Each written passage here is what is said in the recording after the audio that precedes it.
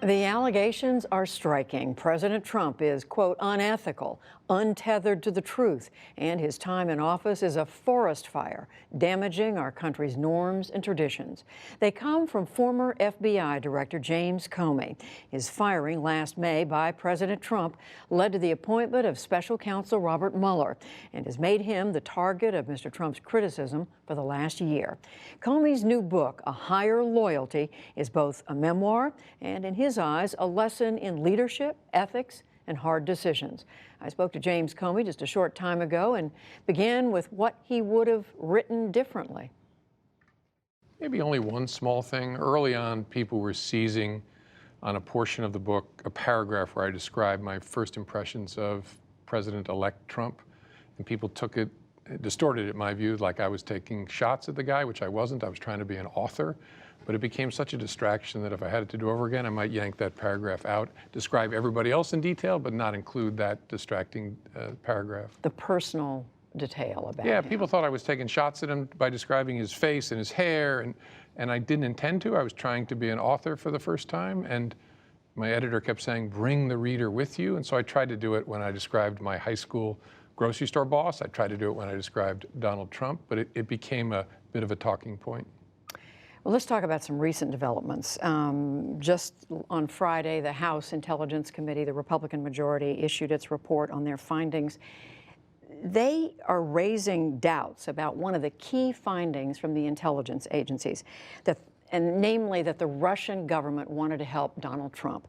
They are saying it's more likely that they just wanted to sow discord. Is that how you read the information you knew before you left government? No. In fact, we read it very, very differently, as did the analysts from FBI, CIA, NSA, and the Director of National Intelligence. We reached a joint high-confidence conclusion that one of the goals, there were three goals, but one was to help elect Donald Trump. So clear difference. Clear. With the committee, Yep. or the committee. High confidence, which is very unusual in a joint intelligence community assessment. The Republican majority also said, I mean, you know this, you were asked about it, that they found no evidence of collusion, coordination with the Trump campaign. You said yesterday that the report did not reflect the facts you knew before you left the FBI. So does that mean you saw facts that did point to collusion? I'm not in a position where I can talk about what we found during the investigation, and obviously I'm not up to date since I've been gone almost a year. But that isn't my sense of where the investigation stood when I left. So there was something specific that you knew or saw that pointed you in that direction? Well, the FBI was investigating whether there were Americans who had conspired with or aided and abetted the Russians. Collusion actually is not a legal term that I'm aware of. And there was a basis for investigating, meaning there were facts to support an investigation. Now, what the conclusions will be, I don't know. But to say there was no evidence just wasn't the case.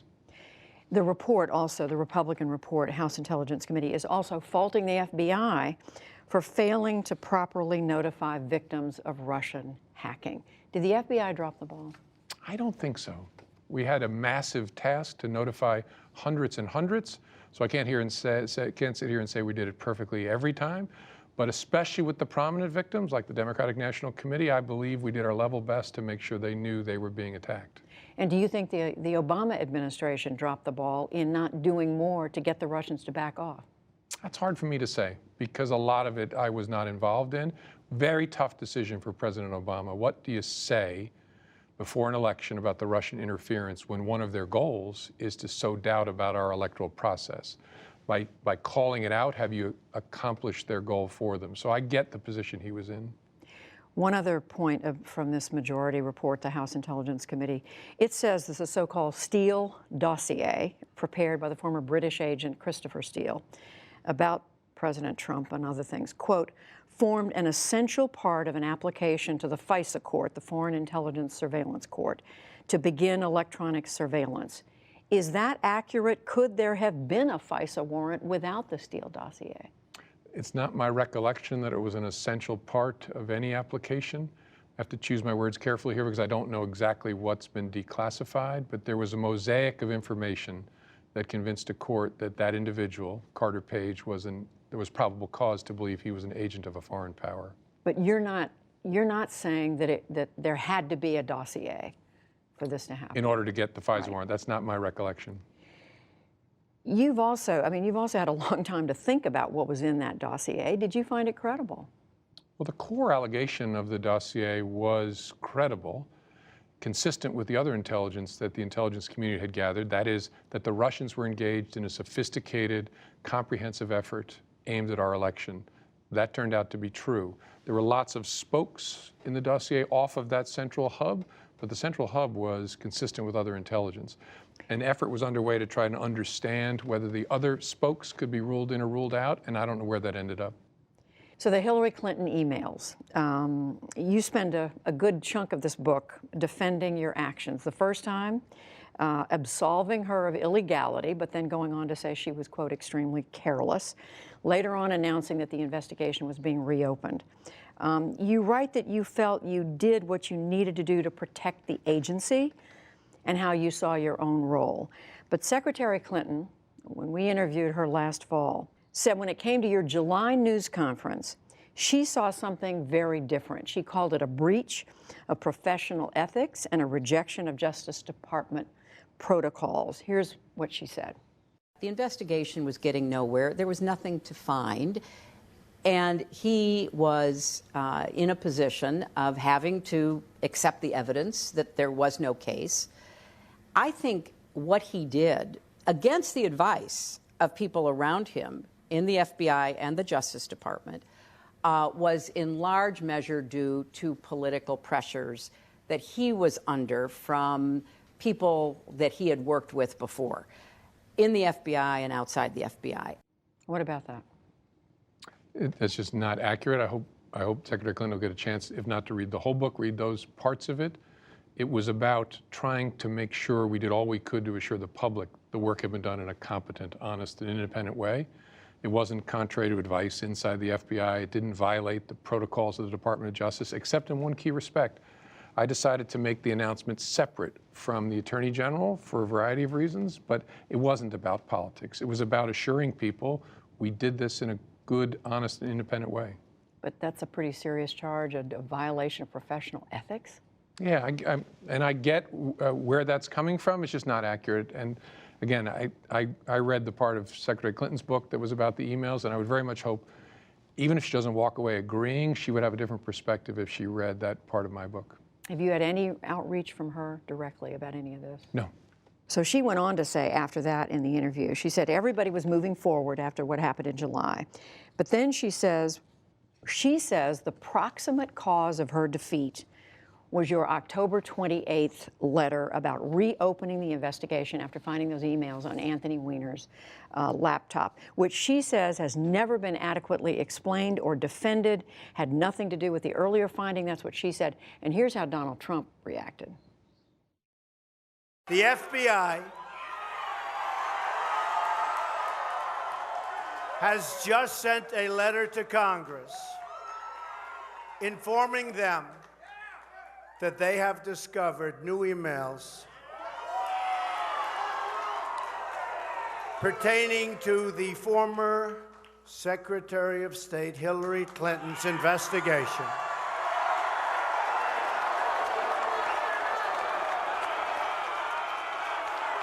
I have great respect for the fact that the FBI and the Department of Justice are now willing to have the courage to right the horrible mistake that they made. So President Trump, in effect, celebrating President or Secretary Clinton, saying this was the proximate cause that she lost. Yeah. And it reflects the confusion that political people have in trying to figure out whose side is the FBI on when we weren't, and it isn't today on anybody's side. We were trying to make decisions when there was no good option. There were bad options and there were worse options, and each case we tried our best to choose bad over worse. And fitting that into a partisan lens is impossible, which is why you have this, I guess Donald Trump was a fan of the FBI back in that day because he thought we had done something for him. We weren't doing something for him, nor were we trying to hurt Secretary Clinton. We were trying to do the right thing. How does it feel to you to be the object of this kind of strong language from the two nominees for president? in 2016? It's painful. The whole process was a nightmare. Look, I wish that Secretary Clinton had never had a personal email server. I wish Anthony Weiner had never had a laptop. And maybe they wish there'd never been an Anthony Weiner. But when you get stuck in a situation like that, you know that you're stuck. And that especially in a partisan environment, people are going to be mad at you because they assume you're not on their side. We're trying to be on the country's side. So it's painful, but honestly, even looking back, it doesn't change the way I think about it. Another thing from President Trump, he often complains loudly about FBI leaks. How much of a problem is that? It's a problem in any organization.